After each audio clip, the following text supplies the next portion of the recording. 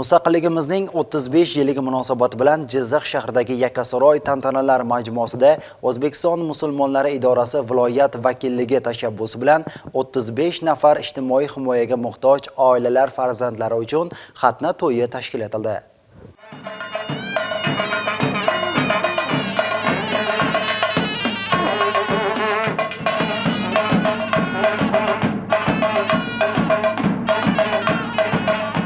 Mustaqillik xalqimiz uchun nafaqat ulug' bayram, balki ezgu qadriyatlar, mehr-oqibat va inson qadrini ulug'lash timsolidir. Bu qutlug' sana arafasida yurtimizning turli hududlarida xayriya va saxovat tadbirlari tashkil etilib, mehr va e'tiborga muhtoj insonlar, ayniqsa bolajonlarga quvonch ulashilmoqda. O'zbekiston musulmonlari idorasining viloyatdagi vakillari tashabbusi hamda Vaqf xayriya jamoat fondi Jizzax viloyat hokimligi bilan hamkorlikda viloyatimizda ham bayram arafasida ana shunday ezgu tadbirlardan biri, ya'ni 35 nafar ehtiyojmand oila farzandlari uchun xatna to'yi o'tkazildi. Tadbir avvalida Qur'oni Karim oyatlaridan o'qilib, yurtimiz tinchligi, xalqimiz farovonligi hamda bolajonlarning kelajagi uchun ezgu duolar qilindi.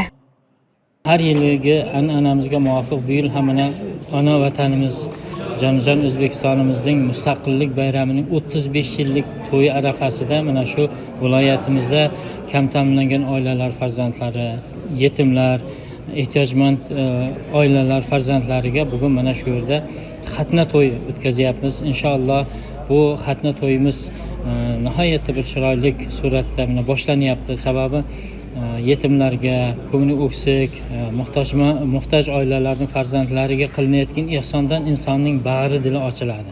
Ko'nglimiz shunchalar xursandki, xuddi o'zimizning farzandimizning to'yini qilayotganimizdek xursand bo'lyapmizki, albatta bu tadbirlarimizdan ko'zlangan asosiy maqsad vatanimizda, yurtimizda, ona zaminimizda yashayotgan mana shunday ehtiyojmand oilalarning farzandlari, ularga mehribonlik ko'rsatish albatta yurtimizga baraka olib keladi.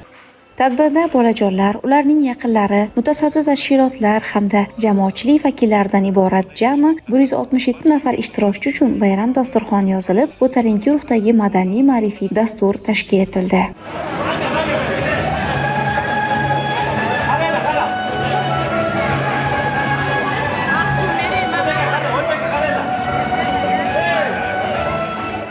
Tadbirga jalb etilgan bolajonlarning eng kichigi 2 yoshda, eng kattasi esa 11 yoshda. Ularning har biri uchun bayramona dastur tayyorlanib, zamonaviy kiyim-kechaklar, velosiped va turli sovg'a-salomlar topshirildi. Bolajonlarning quvonchi esa tadbirning eng go'zal manzaralaridan biri bo'ldi deyishimiz mumkin.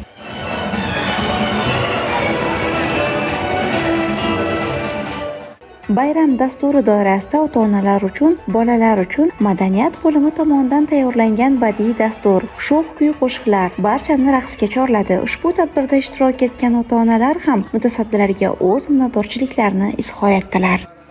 Men Jizzax viloyatining Yangiobod tumanidan Kattabekova Manzura bo'laman. Turmush o'rtog'im 2 yil oldin vafot etgan. 2ta farzandimni boquvchisi o'zimman. Ham o'qishimni kontraktlari, ham bolalarimning xarajatlari, maktab bog'chalari o'zimni zimmamda. Xudoga ming shukr, davlatimiz, mahallamiz yordam berib turishibdi. Prezidentimizga katta rahmat.